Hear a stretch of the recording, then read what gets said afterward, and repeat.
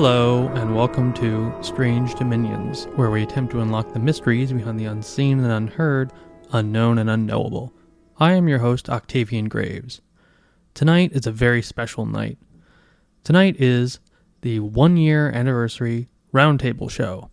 That's right, Strange Dominions has existed for 1 year tomorrow, Tuesday, January 10th. To help me review what we have talked about over the last year, we bring on Seriah Azkath of Where Did the Road Go podcast and Last Exit for the Lost Radio, and Timothy Renner of Strange Familiars podcast and the Flowered Path podcast. We speak on a variety of topics from shadow people, ceremonial magic, Bigfoot, Gnosticism, and much more.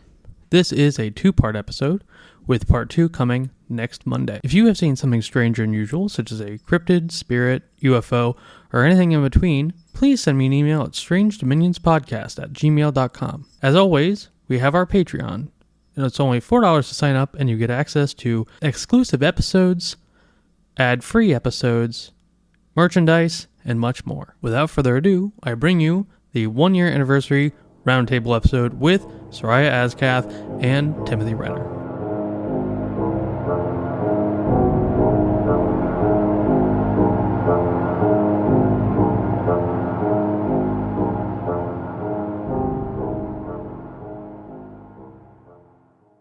All right, tonight is a very special episode. It is the 1-year anniversary roundtable with our co-host Ian. Hello. Seriah Azkath of Where Did the Road Go podcast. Hey there. And Timothy Renner of Strange Familiars. Hello. How is everybody doing? Doing pretty well, and I too am pretty excited for tonight. And just it's so big. This is the 1 year. And this is the first roundtable we've ever done. Yes, it is. And I know I haven't been here since the beginning, but I think we've done a lot even since I've joined. And looking back on some of those old episodes and topics, it really has been a journey. So I'm excited to explore it. Yeah, absolutely. So we have a lot to cover tonight, a bunch of different topics from a bunch of different episodes. But before we do that, I thought I could go into a little bit about the history of the show, kind of why it started, why it exists, and why you, Tim, and Seriah are so integral to the show.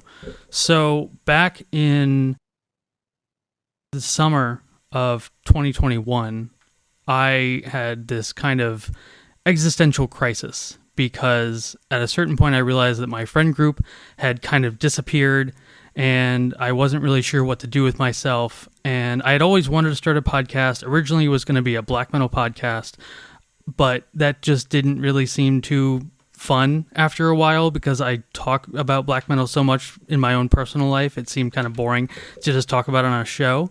So at that time I was getting into magic. I had my crazy mushroom trip and I'd always been into the paranormal, and I started seeing all these very strange connections that I wasn't really seeing people talk about. And, I have to give credit where credit is due.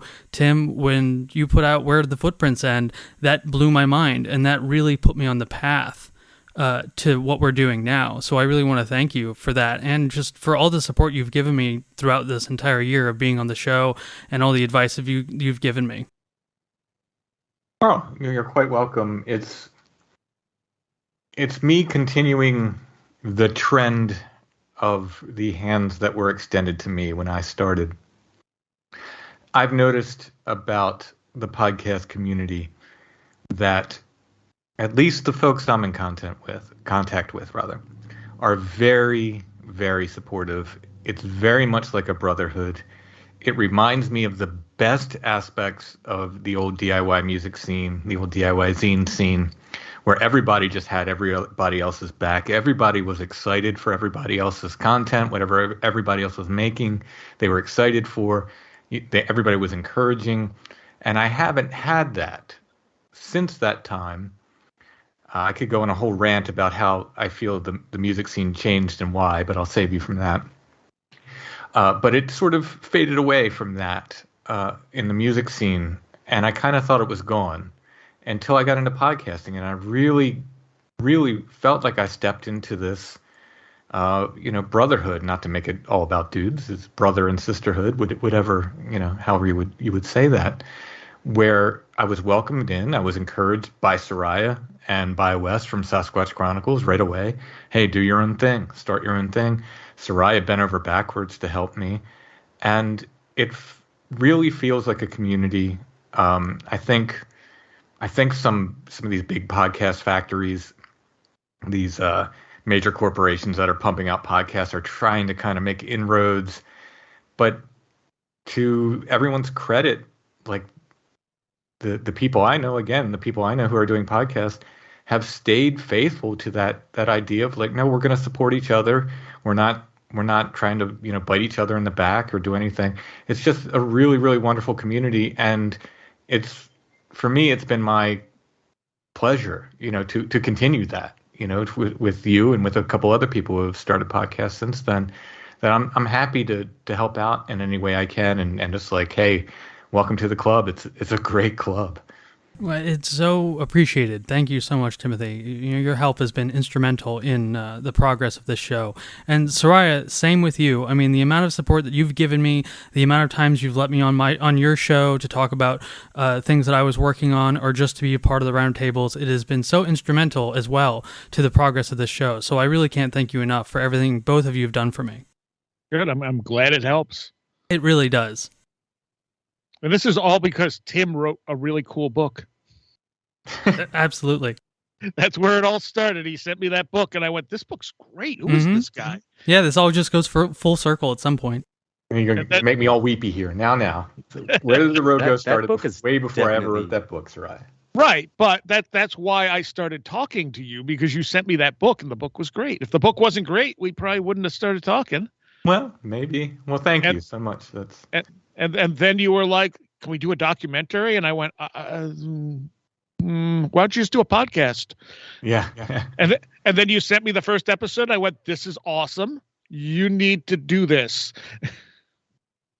Well, yeah, it was without your encouragement. I was planning on making it a limited series, and you had me, you said, go ahead and keep going. So, and like you helped me from the beginning. There would be no Strange Familiars without Where Did the Road Go? So it's all full circle there. It absolutely is, and I think that's a really beautiful part of all this. And I mean, Where Did the Road Go? Partially because I was on VBR, I was able to, I think, get some high profile guests right at the beginning, and that drew people to the show. Well, you were involved in making zines in the sort of DIY music scene as well. Yeah. Interestingly enough. And before I did the podcast, I had my own raw black metal label, so I was somewhat in there in the DIY scene in my own way. Mm-hmm. Oh yeah. I mean, I still am. I'm still doing stuff with lots of bands. Yeah, exactly. Yeah. Allison has often said that podcasts are the new zines, and I find it interesting. I agree. That Seriah and I both did zines way back in time. Yeah, in the 90s. We probably traded back then. Like it's entirely possible. Yeah, it's quite possible we traded, because I used to trade zines all the time. What was yours called? Zines were a part of my upbringing too, back in the old goth punk street kid crowd that I used to roll with. The end of the zine era, in a way, but there's something always special and just kind of magical about what zines are. And you're right about podcasts being a new form of that, and that community and underground that kind of solidified their specialness. Yeah, it's a good example. It's interesting that all of us were involved with not only the DIY, but zines in particular, and underground blogging and things like that. And a lot of us have ended up here talking about the same things. What was the name of your zine, Tim? The one was Thon, spelled like Thonic or Chthonic. People would say. All right. CTHON. Nice. And I'm trying to remember the one I did after that. I did like a gothier one that only lasted like one issue, I think. I did after that. I honestly trying to remember the title. I almost tried to do a zine about like the paranormal at one point. Oh wow. Because I was like, okay, I'm doing the zine about music, but I'm also really into this stuff. could I do a zine about that? And it just never ended up materializing. So what happened is I ended up doing artwork for other people's zines because it was a lot cheaper.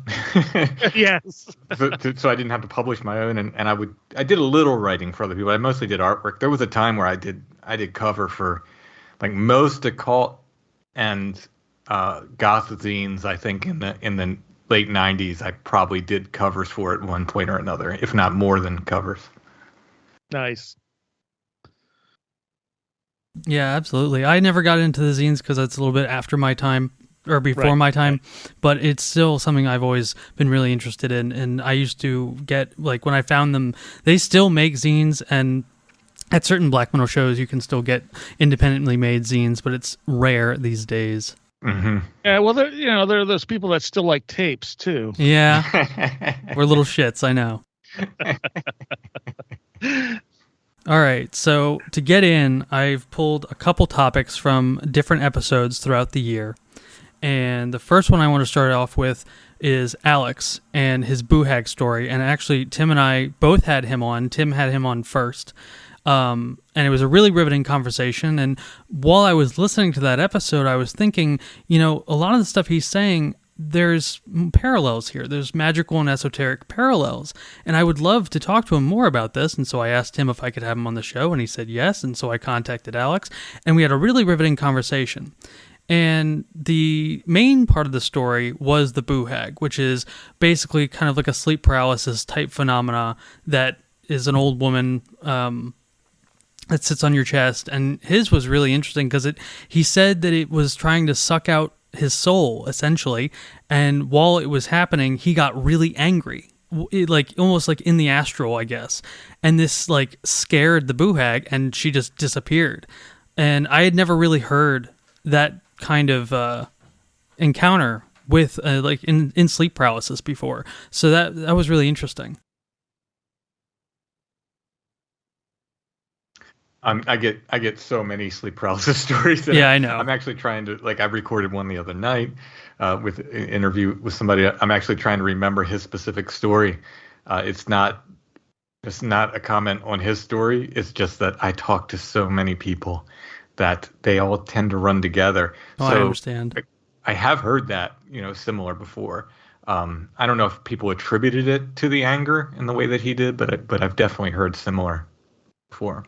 Okay, yeah, see, I had never really heard of it. I had just heard fear, just utter and total fear while it was happening, and powerlessness. I had never really I've heard maybe one or two examples of someone actually being able to take control of the situation, but from what I understood, it wasn't very often that happened. I mean, my thing with the Greys, I was super angry. I don't think I've ever been that angry in my life. I was so mad, and that's why. And you've probably heard me say it on Strange Familiars. When my kids were little, I'd be so afraid that I would lash out in my sleep again that I told them, wake me up from across the room. Don't shake me awake. Right. And it was just because of that one time. It's not like I did it more than once.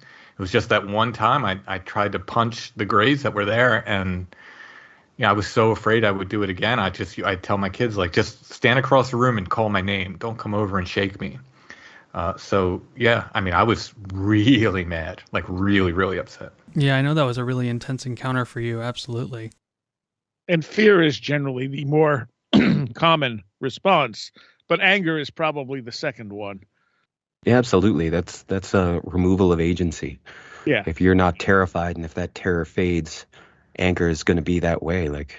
What are you to do this to me? Yes. Right. Yeah. Right. And it's interesting. I've heard a few stories of that myself, and I even have, I would say, a personal experience that gets into that territory. But you're right, we don't hear a lot of stories about people regaining their agency, at least a small amount, and either interacting or even fighting back with some of the shapes of the phenomena in sleep paralysis, specifically in that liminal space. And I think hearing more of those stories could likely teach us a lot about the nature of what those beings might be and how they interact with us and our level. What are your other thoughts, Octavian, on the phenomena as a whole? Not just the Boohag story in particular, but you both mentioned some others, stories along those lines. Yeah, he said a couple stories in his interview with me, at least. I think he talked about it in Tim's episode with him. He talked about these shadow people in his house, and the thing that struck me as kind of odd was that he said that they were very helpful, and they would warn him about other entities around that were malevolent or harmful. And this has been a theme that has run through Strange Dominions since then. I have had at least 3 other people tell me that they have had helpful shadow people experiences or benevolent shadow people experiences. And that Oh, was yeah, actually one of our more recent episodes that came up. Yeah, it did. Yeah. I was going to say that's definitely a thing. I think most people just have scary shadow people because they associate darkness or shadow with something evil. Yeah, Right, and absolutely. at the very least, in the most minimal sense, it could merely be a visual or mental default for what something we can't adequately process Right. just looks like in that sense. And if it is a more physical thing, then, that's just the shape and color that might be in a material sense. So we don't know, but there's that cultural and association with darkness as evil. So Yeah, exactly. And now, there's but- other like interesting tidbits, like sort of parallel, things surrounding that story that really rang bells for me, which was the fact that they warned him of things and they gave him information. I had a guy on, I don't remember what episode it was, but he lived in an apartment and he had a shadow person that he felt was like a guard dog, and that it served the same function, and it was like guarding him, and it seemed very animalistic.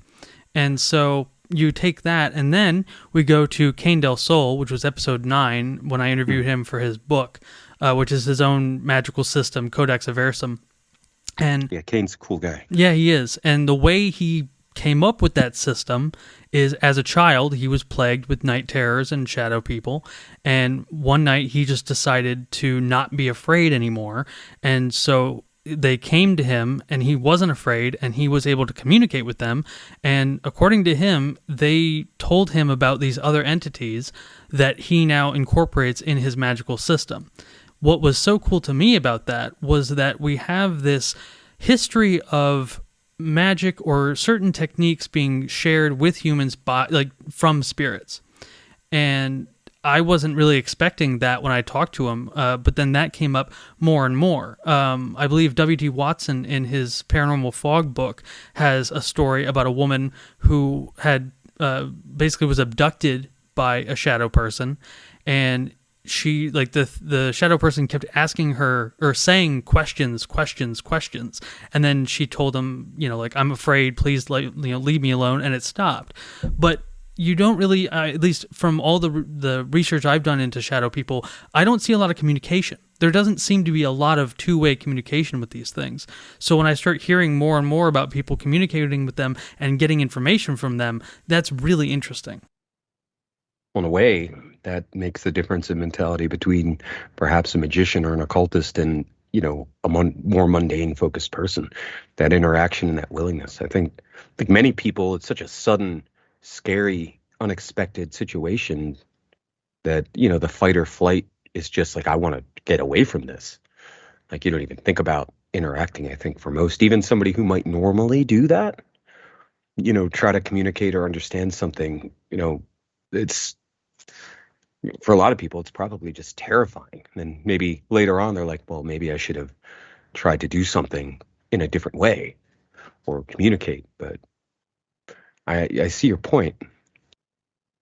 Now, that begs a question. I want to toss it to all 3 of you about interacting with entities in sleep paralysis, in whatever way we're describing them.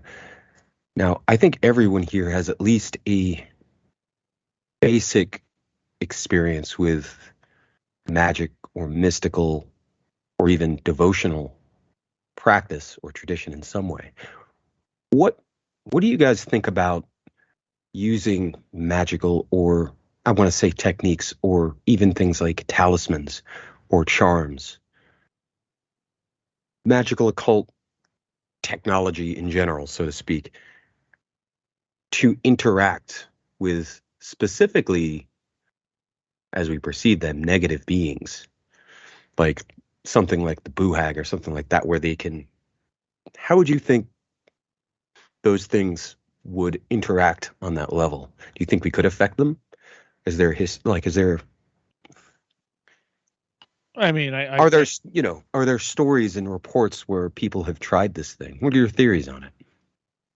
well, I mean, come on, there are people who all they do is invoke the name of Jesus and they get a response from these things, Of course. even when they're not religious. Mhm. And that's not to say that is literally a literal Jesus coming to their aid as much as Right. force of will, belief, anything like that could be affecting it. I mean, these things are interacting with us. I don't think they exist without us. So Right. yeah, I mean, anything you do can potentially interact or work against or for them. Because I mean, it could be coming from us. It could all be coming from us. And so, yeah, if you believe this talisman works and it's coming from you, of course Right. the talisman's going to work. Right. And if it's And coming of out course, there, but it needs us to exist, then again, belief in a thing can has give power. It does. And I'm, of course, just specifically talking about more of like the sleep paralysis, liminal sleep space encounters. Well, Not less of the general, interaction with the other or the phenomena. since I beat the crap out of my sleep paralysis entity, it hasn't come back. Relevant comment, whether serious or not. No, totally serious. Okay, well, you got to tell us. Oh, so I repeated sleep paralysis. Mhm. As soon as I lay down, it'll happen. And I lay down and I feel something drop on the bed behind me. And I'm like, oh, come on. I just want to go to sleep. And it's like, I'm not even asleep when this happens. I literally just lay down, close my eyes, and immediately I'm in a paralyzed state and I feel something drop on the bed. And so finally I went, nope, I'm not doing it this time. And I turned around and I grabbed it and I dragged it off the bed with me. Now, this was in a dream state. I didn't literally get out of the bed. And I started dragging it across the floor. And I turned around and I looked at it, and it was almost like a clownish skeleton. And it was kind of laughing that I was doing this. And I twisted it and I went, oh, you're really bendy. Then I went, I could do things with that. And it got this look of horror on its face. And then I woke up and I haven't had the experience to go. That's entertaining and also extremely fascinating. Yeah, that's the thing. Like, I don't know why I thought that way, but whatever it was, that was well over a year ago. And I have not had a sleep paralysis experience since. Put it in the old pretzel hold, did you? You did? Well, I mean, joking aside, that could definitely potentially give some clue to aspects of the nature of this phenomenon too. I mean, on one way, if it's internal completely and psychical or mentally, of course, then I guess you could speak that it's bridging. You're kind of influencing your own inner state at that point. But right. Talking about the external validity and existence side of things, where these might be more objective or crossing the barrier between objective and subjective in some way, it still could shed some light on. It provokes some more questions, I suspect. The fact that not only can you interact with them or even, fight back, so to speak, that influences their ability or desire to interact with you in the future. You have a consistent pattern of, something coming at you, and then you did this particular thing and it didn't anymore. And the thing is, that wasn't out of anger. I was just annoyed because I wanted to sleep. The other one that got a weird response was I had a dream. I was going through my mom's old stuff, and she has like tons of stuffed animals, which I still don't know what to do with. But as I'm going through them, I'm thinking, what if my dad hid like $10,000 in cash somewhere? That would be awesome. And then suddenly I get all this poltergeist activity, like the stuffed animals start coming at me and getting thrown at me and stuff. And I'm like, this is awesome. Keep doing it. And the big stuffed animal comes at me and is slapping me around, but it's a stuffed animal. It's not hurting me. And I'm laughing my ass off. And I wake up laughing and I'm just like, okay, that was really cool. Because also in the dream, I'm thinking, I wish I had my phone with me. I want to videotape it. And so then I'm like, you in the dream, like, where is it? and so I go to go back to sleep and immediately go into the sleep paralysis thing. And I hear like this clicking as this thing gets on the bed behind me. And you are describing a clicking animated teddy bear. no, I don't. It felt more insect-like. Okay, I thought you were still talking about like the stuffed animal for a moment. No. You're talking the source of it. I just in my mind, I imagine this insectile teddy bear golem like climbing up Toy Story style. I was like, that is horrific. I had woken up, and then as I tried to go back to sleep, and almost always the sleep paralysis happens more when I'm laying on my right side than my left. I don't know why. It does happen on both, but more on my right side. And so I'm laying on my right side, and I feel immediately go into the paralysis mode, feel this pressure on the bed, like someone's, getting on the bed. And I'm like, oh, damn it. And then I hear this like clicking like an insect, and it starts to come over me and it has this ragged breathing. And I'm like, I don't want to do this. And then I went, wait. And I go, did my dad hide $10,000 in the house somewhere? And the thing goes completely quiet. And then goes, no. And I'm like, well, then what good are you? And I shove it off, and it didn't come back. That is spoken like the truest example of an occultist I've ever heard. Hello, strange ephemeral entity. Wait a minute. Give me treasure. You can't? Then you're useless. Get out. Summon something that can. There's entire grimoires about this. I know. But the thing is, like, I feel like I interrupted a pattern it wasn't expecting. And that is something to look at, too. Like, patterns in the breaking of patterns seem to be some of these things related. almost seem to have like set patterns and set behavior, and when you derail them, they really don't know what to do. So let me be let me be a certain percentage of the commenters whenever I tell my gray story, Seriah. Please do. But that skeleton clown was there to lead you through a shamanic experience. Why didn't you let it? That may have been the shamanic experience. It's only chewing you up on the astral plane slowly to teach you about yourself. It loves you. So then for my future, I'm going to say, well, then me punching the gray or attempting to punch the gray was my shamanic experience. Yes. How did that go, by the way, Tim? Well, I can't help but ask. Like they had gone by the time I threw the punch. They were not there. There was nothing there. Got you. The thing about that, though, is that is you asserting your boundaries with it. Mm-hmm. Yes. So, yeah, that very well could be part of the shamanic experience. Well, yeah, my experience, even when we're dealing with spirits or, an ephemeric being in general, that assertion, that willful and active expression of boundaries, that word specifically, has an effect. I don't know. I can't say if there's any, magical law that makes it so, but it seems like the sovereignty of any individual being, no matter what kind, carries an authority and weight that can take actual, force.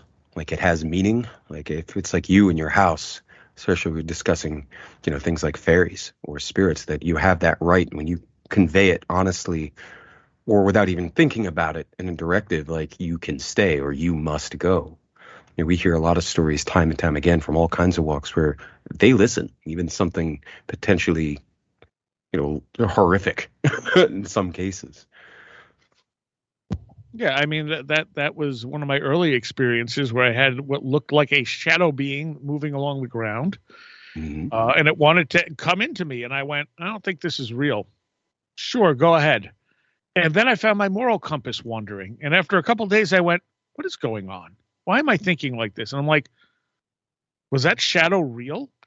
And so I went back outside to the same place I let it in, and I told it to get out. And I watched the thing move from my feet out into the yard. Oh, that's fascinating. And I was like, holy crap. I'm still not sure I'm not just imagining this, but that looked really real. And then my moral compass stopped wandering because I have a very strong moral compass. Sometimes it bites me in the ass, but it doesn't wander, So you noted the correlation between kind of that trying to get in you and your moral compass kind of slipping. So that's interesting. you could That's say, oh, interesting. that was a demon trying to lead you astray. But I look at it as it was a test of my moral compass. Like, was Could I be. A, self-aware enough to realize it was happening, and B, how strong were those convictions? I mean, I've had similar experiences in different ways that seemed like tests of specifically, moral compass or, self-honesty and character They when say it that came this to magic. happens. So They say this happens a lot during, in ceremonial magic when they have the preparation phase when you're abstaining from, sex and meat and the pleasures of life and devoting yourself to the great work. A lot of magicians will say that at that time there's just a bombardment of pleasure, of pleasurable things coming at you that you have to ignore and avoid, and it feels very much like a test of character, of resolve, of faith, of anything you want to call it. But that does seem to happen in a lot of these kind of cases. could be the case of our nature too. Like that's a sort of conflict. It's pressure, and those inherently carry energy and raise your own. Like it's to be tested in your conviction inside us to prepare for magic, so to speak. That just puts all of us in focus and sharpens that energy and makes it, bubble to the surface and encompass you, makes you very strong. To like resist yourself, I suppose you could look at it, makes you stronger, makes your will more focused and able to act. So maybe those are tests that we apply to ourselves on a spiritual or internal level. It's interesting to think about, especially when we're talking about objective cases and situations. Tim, do you Absolutely. have I'm not going to ask you to tell it again, but I don't think I've ever heard your actual Gray story from beginning to end. You don't have to tell it here, but I've told it a million times. you have. I know you have. Yeah. But I mean, I can send you like 3 different episodes of Strange Familiars where he talks about it in detail. Yeah. I know because I haven't listened to all of Strange Familiars.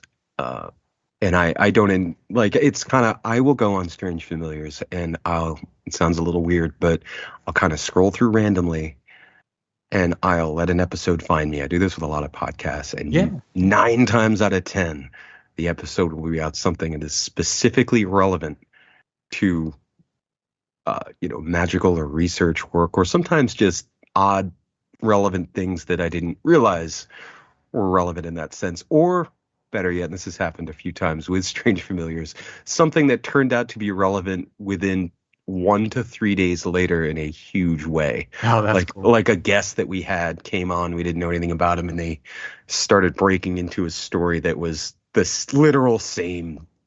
Yeah, we subject. have there is a lot of synchronicities that come out from Strange Familiars. And Tim knows this, but like when I first found Strange Familiars, I went straight for the Bigfoot episodes and then the on-site shows, and then I listened to everything else. But I still I always go for the Bigfoot episodes first.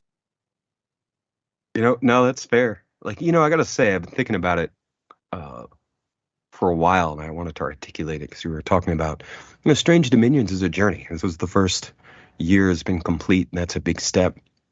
And you were talking about Seriah, you and Tim were you empowered each other. Like you kind of, both of who you are and what you can do is stronger and better now because of you helping each other. And Tim, your book,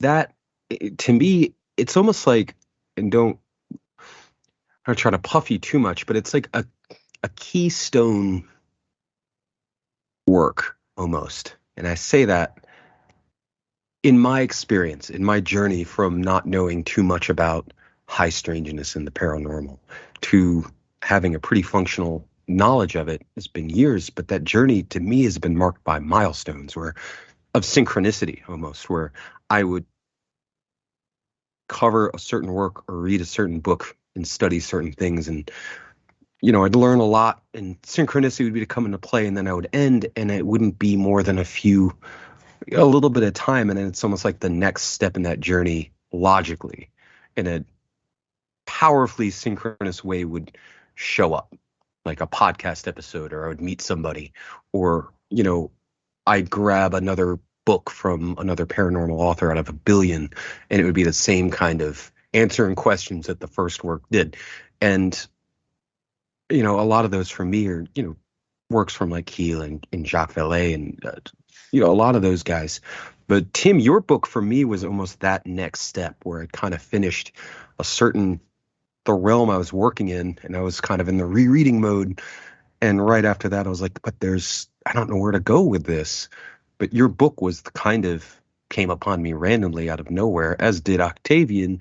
It was literally like the next step in that journey. And from what Seriah said, I think that is the case for many people. I mean, I don't know for a fact if Tim, if you had not released those two books, if this show wouldn't exist, but I feel like it would be a much, much different show if those two books didn't exist. Well, thank you. You all are talking about different books, though. Seriah was talking about my first book, Beyond the Sea. Oh, okay. Yeah. And that's also a really good book. But I take the compliments for all of them. Thank you all very much. It's I mean both. Incredibly flattering. Thank you. Yeah, no, you're welcome. And I did kind of mean both in the sense that Seriah was talking, kind of had that effect from your first book, and Octavian had that, effect from, your Bigfoot book. But they were both kind of keystone. And I was specifically talking about your Bigfoot book. And it's interesting because when I first had the idea for the show, originally what it was supposed to be was I wanted to look at the occult and the paranormal and see, like, how, and I've talked to both, like all of you about this, but you know how in old movies, like they'll go to a site and the townsfolk will be like, oh, it's haunted because there were Satanists there. Well, like in my mind, I always wanted to ask, like, okay, well, what spirit or what phenomena corresponds in the paranormal with what magical act? And that was how it started. And then it wasn't until reading, Where the Footprints End and a couple other things that I started to think, okay, well, maybe there is a way that we could start investigating and interacting with this traditional paranormal phenomena with magical techniques. Absolutely. I mean, it's all the same. In my mind, it's all related. Yeah, it is. It's all the other, but it's all related. Well, early on, when I started practicing magic, and I think it was by the time I read Transformation by Strieber, I was like, I've had some of these experiences, but they've all been like magically connected, not alien connected. And that was the first point where I'm going, is this the same thing, just with different facades behind it? And another thing to your point, like none of us stand alone. Even you get those people who think that they're doing everything themselves, but everyone's influenced by other people. Mm-hmm. So yeah. I mean, like it's better to try and help one another than try to pretend to stand alone in any of this stuff. Tim's stuff is like I said, he sent me the book. I was blown away by the artwork and the way he took apart urban legends, because I was really afraid it was just going to be another book that just went into, oh yeah, this urban legend says this. And instead he's tearing it apart and getting to the meat of where the legends actually came from. And I'm going, this is awesome. This guy, I need this guy on as soon as possible. And then I read Willette's book, Illuminations, and he's talking about UFOs as a poltergeist thing. And then I start seeing the poltergeist connections in Bigfoot accounts. And I'm going, no, it's like a big poltergeist in the woods. And then that kind of trickles over to Josh and Tim. And that ends up, sparking a bit of Where the Footprints End. Sure. Yes. Yeah. The way you could say that was the spark, really, The way you broke down that connection, it's something that I'd like, that's how I'd articulate it too. And me and Octavian have had conversations about that exact connectedness and how it doesn't seem completely random, which makes it fall right in with the nature of, the world we're working in. Sure. The world of high strangeness and magic, where it is connected. And, it's almost like, and I know, Tim, I think you would feel that, where, we're kind of led by purpose. That's what it feels like sometimes. And I also want to highlight that even though, Strange Dominions is talking about magic and the paranormal, I think that coming to the paranormal from either an adjacent point of view or even a completely different one, such as, invoking saints to get answers about Bigfoot or perception or anything like that. I think that we're at a stage now where the paranormal has been the same. Like, people have been investigating the paranormal the exact same for like 50 years, if not more. And if we Right, yeah. don't move past into these, more avant-garde techniques, we're never going to get anywhere. And I'm not even a proof guy. I'm not an evidence guy. But I feel that if you're going to get anywhere at all, you got to start looking at these from different points of view. So And I love footprints. Absolutely. I love footprints. I love casts of footprints. I think they're the coolest things. I just absolutely love them. But we've been casting footprints for over 50 years. Mm-hmm. And that's one of my things has been that, when you look at these different fields, whether it be UFOs, Bigfoots, whatever, you have decades and decades, if not centuries of research that hasn't really gotten anywhere. Like, it got to a point and it just kind of stopped. Mm-hmm. And Yes. you got people doing the same things over and over again. I had that guy on who has since passed away, unfortunately, who was doing magical rituals during ghost hunting. I was like, that's great. That's awesome. Gwendolyn was doing she was drawing sigils and sort of doing a magical thing when she was on a Bigfoot hunt, and got a huge reaction when she did it. Mm-hmm. This stuff is interconnected, which also means it's not simply an ape in the woods. Right. Absolutely. The questions and assumptions we've had thus far don't seem to be leading to answers. Thus, we got to find new ways to look at this stuff, or, as Greg Bishop likes to say, find better questions. That's a good term. I think people are very, very concerned with convincing other people that this is quote unquote real. Right. And I think there is a group of us, including the people that are here, but extending, to many of the people we have as regulars on our podcast and people we write books with, and et cetera. There's a group of people now who are less concerned with proving that it's real to people. We're taking the fact, like, no, this has happened. It's continued to happen for hundreds of years. People have been talking about this. I don't care if you believe it's real. It happens. And we've taken that aspect out of it. We know I'm no longer concerned about proving to you that this is real, quote unquote real. It's there and it happens. And that's, this group of people, I think, has moved beyond that. And I think it's a very positive thing.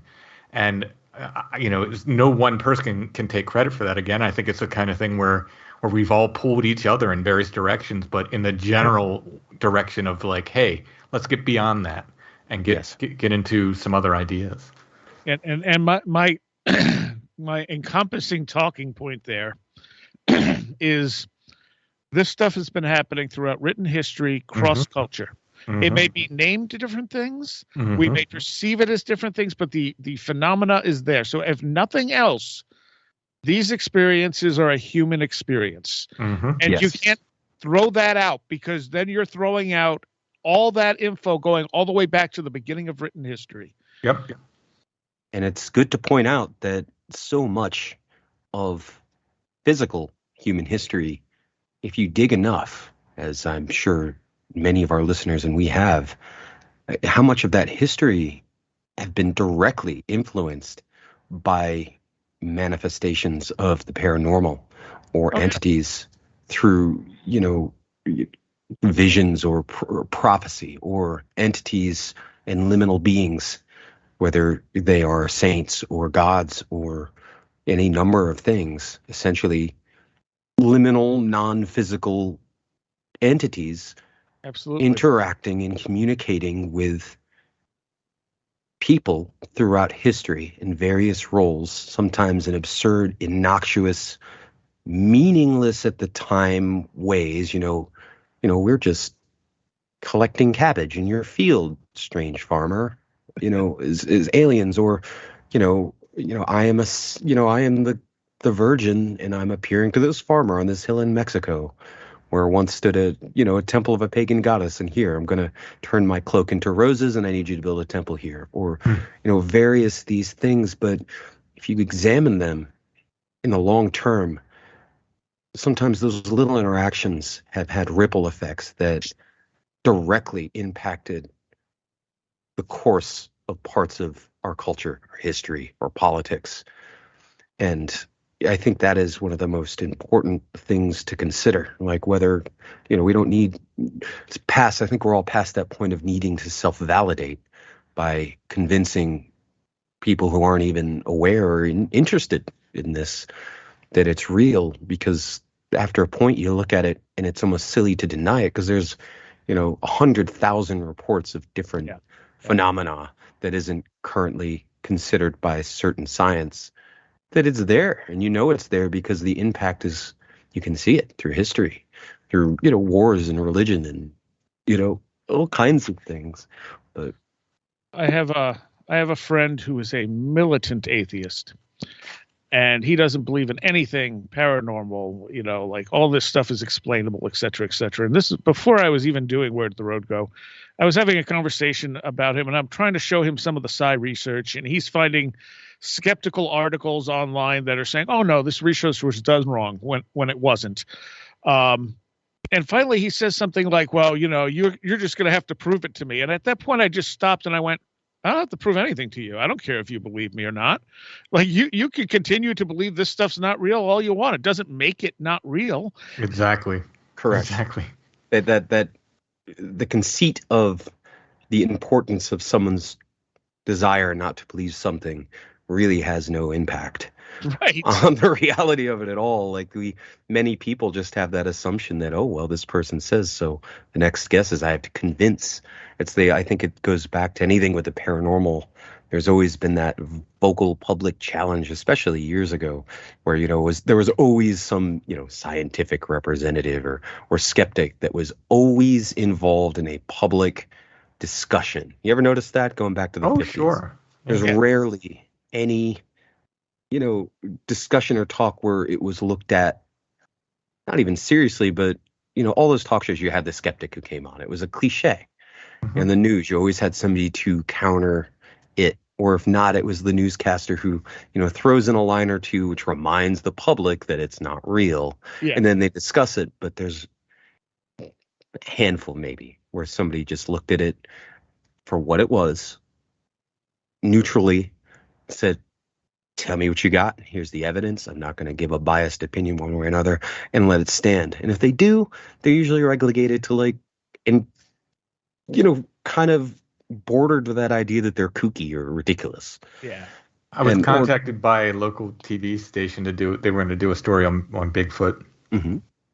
And they're like, hey, we need to, we want to interview you. And I said, let me guess, you're going to play the X-Files theme while they talk about it. And the guy's like, what? And I said, and then you're going to make fun of it at the end, right? And portray me as this crazy kook, right? And the guy's like, no, we would never do that. But then there was this undercurrent of how did you know? The whole thing. It didn't end up happening, not because I wouldn't do it, but it was kind of I was like, I know the pattern. I know what you guys do. You play the X-Files theme, so everybody knows that you're not taking it seriously. You cut to the Bigfoot story, and then you come back, and then the hosts make a joke. If the reporter doesn't make a joke, the host will make a joke. Just to let everybody know, wink, wink, nudge, nudge. This, we don't believe in this crazy stuff. Yeah, it's never a rehash of here's the evidence he produced, and then us at the studio, we decided to look into it ourselves, and then we found this evidence, and it truly is compelling. Mm-hmm. You never hear that. You know what I mean? Because honestly, connecting the dots and reading through hundreds of these reports going back, it's absolutely astounding, and it seems almost intentional that some of it has just been brushed off. But there's a lot of dishonest skepticism, and by that I mean, yes, you will get one person to say, just taking Bigfoot as an example, you'll get, one or several people will stand up and be like, well, I'm a hunter and I've been in the woods my entire life and I've never seen anything. Right. That is the least scientific statement ever. Mm-hmm. Yes. But skeptics will take that as science. Be like, yeah, see, he's a hunter. He's been in the woods. He's never seen anything. That means nothing. That carries no weight at all. It's just a projection of assumed, again, that projection and assumption of a relevant counterpoint. When if you pick it apart, it means nothing. It doesn't add anything. That's something I've been thinking about for a while too, kind of just pressing my attention towards the the mainstream scientific community conceit kind of just in the whole world of the paranormal, and that trying to get past that public opinion barrier and the source of that energy. And I think one thing that all of us, everybody, probably thinks, or we assume that because a scientific study is done or research was done, we hear that, we see an article or a review about a certain paranormal topic or any topic that's not really seen as scientifically viable. We assume that this means that many scientists from different institutions for a long time have repeatedly studied, experimented with, and tried to actually validate based on evidence any particular subject. And I think a lot of people assume that without thinking about it. But the truth is that it just takes one inept scientist or two, in the 70s to do a simple, perhaps internally biased series of experiments for that to enter the public domain as science doesn't consider this valid because there's no evidence that can be produced to prove it. And that suggests that globally that is true, when really they're basing that on one or two people back in the 70s or whenever it was making that call. So through one or two experiments, we don't know how that was, how much actual effort and time any mainstream science body has put into some of the stuff we discuss, but people assume it doesn't exist because they can say that. So, Ryan, what were you going to say? So Dr. Bem's work in Cornell University, where he basically proved that people's brains were reacting to images that weren't even picked by the computer yet. It's not a huge, it's by a matter of, milliseconds. However, it was still happening prior to the computer randomly picking images. That research was peer-reviewed. That research was replicated, which says something very interesting about the way we interact with reality. I mean, it opens up a lot of questions. But some of the scientific community, the more skeptical end of this community, reluctantly acknowledge that, yes, his research is solid. It's been peer-reviewed. It's been replicated. And then they started to doubt the scientific process. Right. Well, maybe the scientific process needs to be recalibrated if he's getting these results, because we know these results are not accurate. Anything for the quo, anything for the status quo.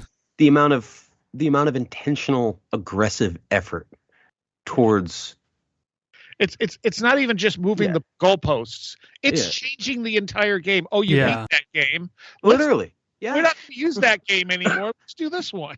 Oh, you got a score? Well, here's the deal. That's not real because we are going to have to move the goalposts 10 yards down, and that means the ball landed 5 feet from it, which means you didn't score at all. Sorry.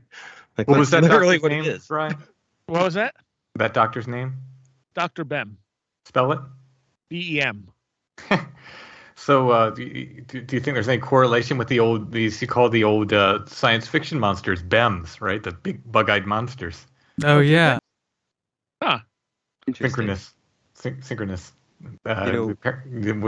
the old name game, Yeah, I was just thinking of Keel too. You mentioned the name game and I think it was one of his books. He went on to kind of a rant in book form about you have your scientists and then you have I think it was the Hochstetters, he called them.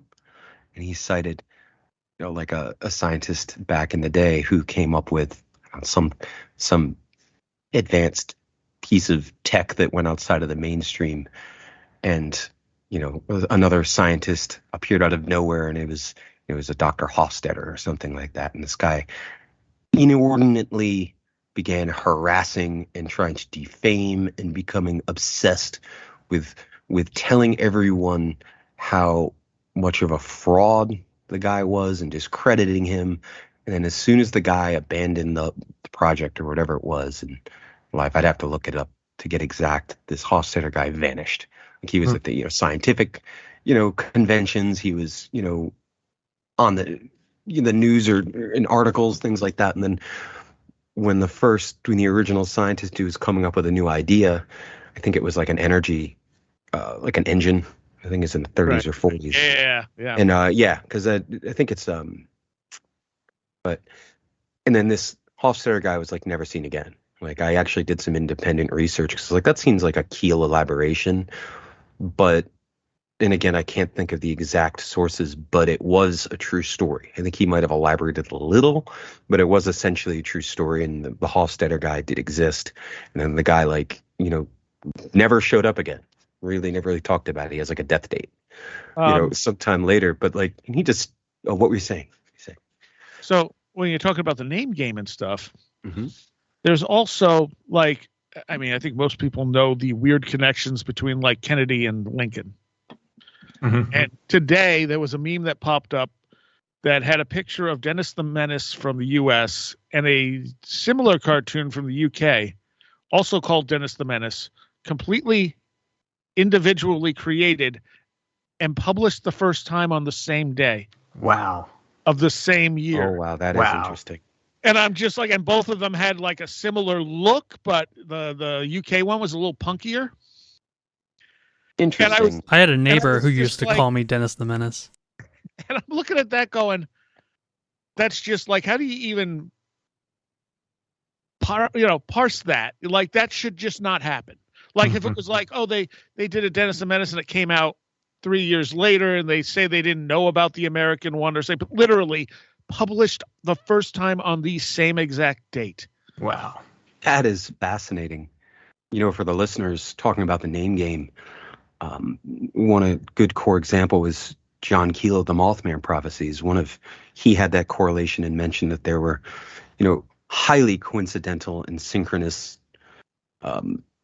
separate events or people or things happening at nearly the same time when actual relevant names would pop up, and things like you guys remember the Everett, like the Everett UFO cases? Not offhand. Right. So, and to stress the name game on that and give it some relevance, it was to quote him, on November 5th and 6th in 1957, there were several UFO landings and contacts throughout the United States. Essentially, to break it down, on one evening you had UFOnauts speaking broken English to motorists on a highway in California. Then you had it was Everett, Tennessee, I believe, where there was a UFOnaut or a UFO encounter where somebody met an occupant. I think it looked like some sort of like a leprechaun being. And the very next day, or the next morning, a young boy named Everett Clark of Dante, Tennessee, saw another UFO outside of his house, and he witnessed German-speaking human-like UFO entities trying to catch his dog and several neighbors' dogs. I remember that, okay. Yep. And it was, that was it. There was that case, and then it was the John Trasco. And we'll have to edit that out after and make it clear, but that was, actually, those are two of my favorite UFO cases, and they demonstrate that similarity of names, where you have one case, the boy's named Everett Clark, and then previous day you had a similar UFO report from Everett, yeah. From Everett. So. And when we were talking about the media earlier too, the thing about the media is pretty much nothing that you can see on television at this point is real. Yeah. Like, it is all, like, if you watch, from news to reality shows to sports, and this is why it annoys some people. I'll say wrestling's the most honest thing out there. It really is under that context. It's the most real thing out there, because it's a show, it's a performance, but they're actually going out there. There's no stuntmen, CGI, anything like that. They're risking their bodies to do these shows. Mm-hmm. And that's not to say that, like football players aren't as well, but I have a hard time. I have a very gut feeling that over the years they've learned how to fix some of these sports to pull the most money out of them. Absolutely. 100.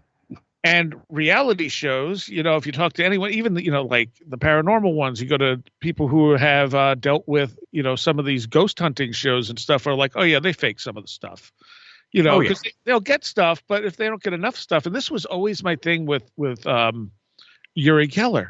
Uri Geller was tested on so many labs and performed incredibly well. He has such a weird history as well.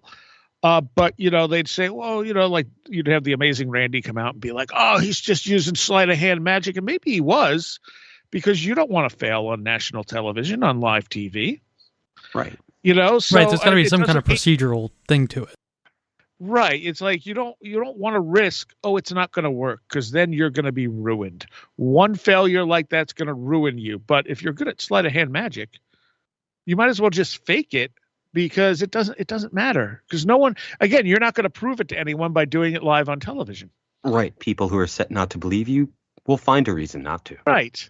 A friend of mine was on the Totally Obsessed TV show on VH1. I'm familiar. Yeah, he is the sole member of Worm Quartet. And so he's a comedy musician who's been on Dr. Demento and stuff. And he also loves Pac-Man. So they asked him, he actually has like a Church of Pac-Man website and stuff like that. And so they said, hey, do you want to be on Totally, Obsessed and talk about your Pac-Man stuff? Which he has tons of Pac-Man. He's obsessed with Pac-Man.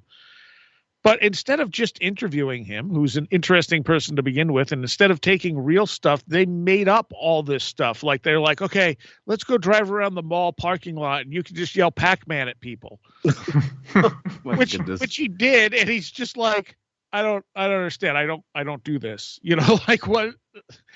And then, they're like, he's even written a song about Pac-Man. And then they played some Red Hot Chili Peppers music under him, like dancing around with a Pac-Man thing. And I'm like, this is the worst thing I've ever seen. Like, what, I really want to watch that.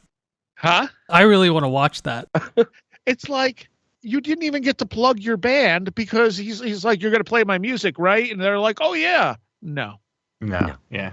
I have a friend who lives in this amazing, amazing church. He's in a town nearby me. And he has the most amazing collection of antiques that you could ever imagine. He's been collecting for years. This whole church is just filled with awesome curiosities. He has more human skulls than I've ever seen in one place outside of the Smithsonian. He's got just this incredible collection of stuff, like fraternal stuff, like Mason stuff and Oddfellow stuff, going back for years, all kinds of oddities and taxidermy and you name it. His place is like the coolest museum you've ever walked into. It's stunning collection. And that show, I think it was American Pickers. Basically, they hear about his place and they want to feature it on the show. So they're doing a show in Gettysburg. And they're like, but we need to pick your place. And this friend of mine, he doesn't sell. He only collects. He's like, no, you can't pick my place. You can't do it. So they came in and they basically gave him two Civil War muskets, which aren't even things he collects, or rifles or whatever they were, and let him sit them in there. So for the show they could come into his place and then take these. Buy, quote unquote, buy these muskets from him. So yeah, it's complete setup. And that is a perfect place to stop for part 1. So everyone, we will see you in part 2.